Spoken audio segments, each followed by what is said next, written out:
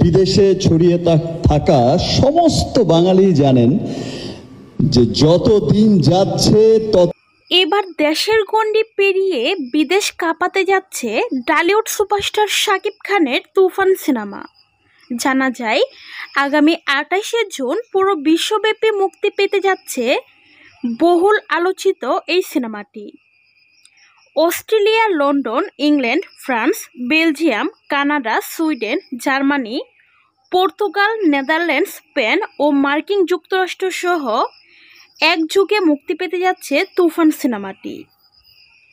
সম্প্রতি শাকিব খান তার official Facebook পেজে বেশ উচ্ছ্বাসের সঙ্গে খবরটি নিশ্চিত করেছেন। তিনি বলেন, আমার তুফান সিনেমা এবার বিশ্ব কাঁপাবে।